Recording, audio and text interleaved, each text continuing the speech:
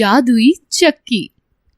एक गांव में रामू और श्यामू नाम के दो भाई रहते थे। दोनों थे तो सगे भाई, मगर दोनों की आर्थिक स्थिति बिल्कुल अलग थी। रामू एक बड़े कारखाने का मालिक था, वहीं श्यामू के लिए 2 वक्त का खाना भी लाना मुश्किल था। एक दिन रामू अपने पैसे गिनकर आराम करने घर गया, वहीं श्यामू बाजार से खाली हाथ भूखा प्यासा घर लौटा। श्यामू को भूखा देखकर उसकी पत्नी ने कहा, तुम जाकर अपने भाई से कुछ पैसे उधार क्यों नहीं ले लेते? अपनी पत्नी राधा की बात सुनकर श्यामू ने कहा, ठीक है, मैं जाकर रामू भैया से पैसे लेता हूँ और कुछ खाने को लाता हूँ।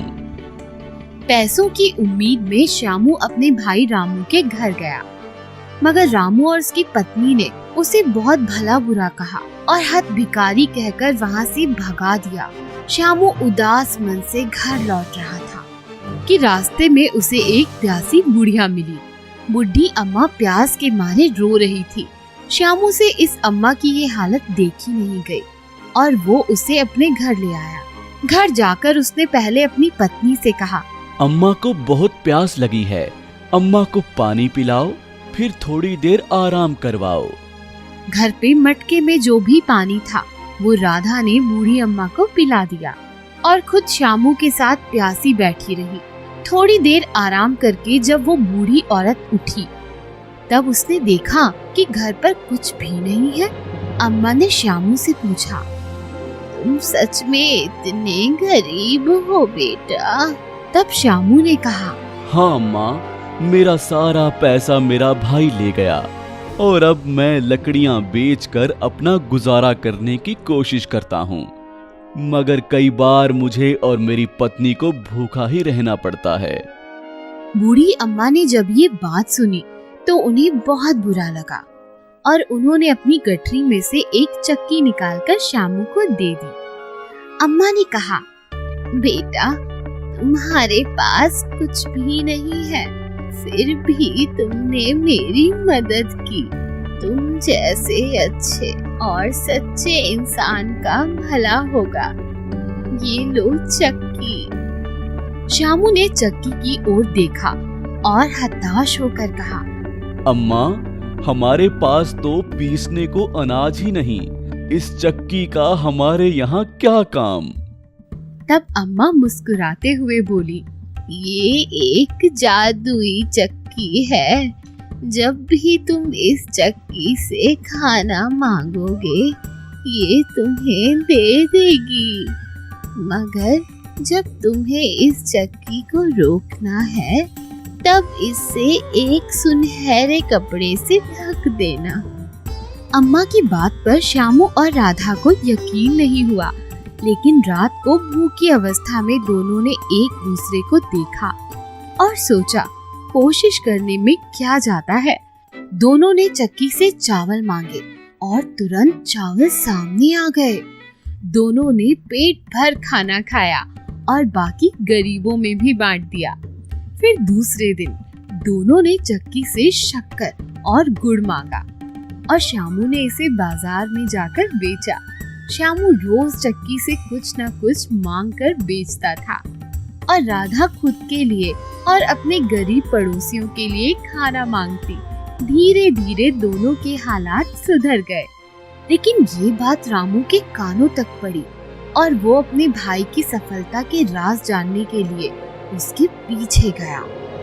तब उसने देखा कि उसके भाई के पास एक जादू की चक्की है। रामू के तो मन में लोभ आ गया और उसने रात में ये जादू की चक्की चुरा ली। घर जाकर उसने सोचा कि क्यों ना मैं भी अपने भाई की तरह शक्कर मांगू। रामू ने जैसे ही चक्की से शक्कर मांगी, चक्की से शक्कर निकलने लगी।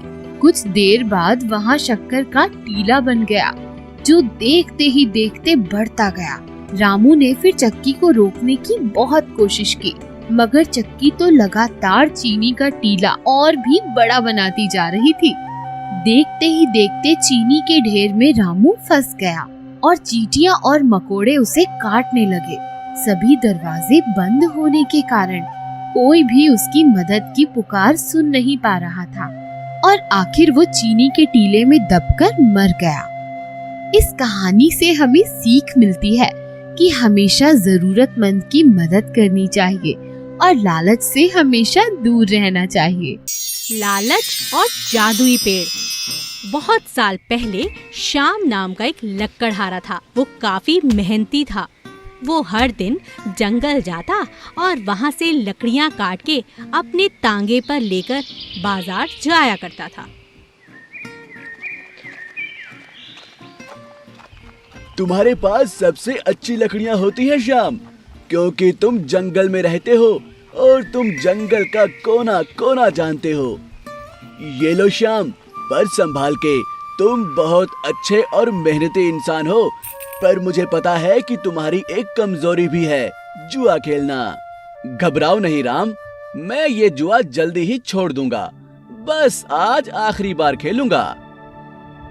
आज मेरी किस्मत बहुत अच्छी है। अगर आज मैं बहुत पैसे जीत गया तो मैं जुआ खेलना हमेशा के लिए छोड़ दूंगा। श्याम के साथ 3 लोग पत्तों के साथ बैठे थे। सब श्याम पे हंस रहे थे। श्याम का सर झुक गया और वो वहाँ से चला गया। श्याम को जुआ खेलना बहुत पसंद था, पर जुए को श्याम नहीं पसंद था। वो हमेशा हारता रहता था। राम सही कह रहा था, वही मेरा सच्चा दोस्त है। अब मुझे जुआ खेलना हमेशा के लिए छोड़ देना चाहिए। मैं वादा करता हूँ अब से कभी भी जुआ नहीं खेलूंगा। भगवान मुझे आशीर्वाद दो कि मेरी सारी गलत आदतें खत्म हो जाएं। हर दिन की तरह श्याम फिर से जंगल में लकड़ियाँ काट रहा था। अचानक उसे कुछ आवाज सुनाई देती है। कोई मुझे बचाओ, उसे कोई नहीं दिखता। उसे फिर से तेज आवाज आती है और वो उस आवाज की तरफ जाता है। बचाओ, बचाओ, कोई मुझे बचाओ, कोई है। श्याम दद्दू की मदद करने के लिए उनकी तरफ दौड़ता है। दद्दू का पैर पत्थर में फंस गया था। श्याम जाके जल्दी से पत्थर हटाता है और उसे एक बाजू करता है। वो दद्दू को उठा के अपने तांगे पे ले जाता है। दद्दू का कोई नहीं था, तो श्याम ने उनकी सेवा एकदम अपने पिताजी जैसे की। दद्दू की तबीयत अब ठीक हो जाती है। शुक्रिया श्याम, तुमने मेरी जान बचाई और मेरा ख्याल रखा। तुम बहुत दयालु इंसान हो। ये तो मेरा फर्ज था दद्दू। दद्दू अपने हाथ से निकाल के श्याम को कुछ देते हैं। श्याम उसे देखता है। वो एक बीज था। इस बीज का मैं क्या करूं दद्दू? ये कोई साधारण बीज नहीं है बेटा। ये पेड़ 1 साल में फल देने लगता है और इसमें साल भर में जितने फल आते हैं एक साथ उगते हैं। सबसे ज्यादा रसीले और मीठे और सबसे स्वादिष्ट फल आते हैं इसके। बस एक बात का ध्यान रखना कि तुम फल तोड़ नहीं सकते।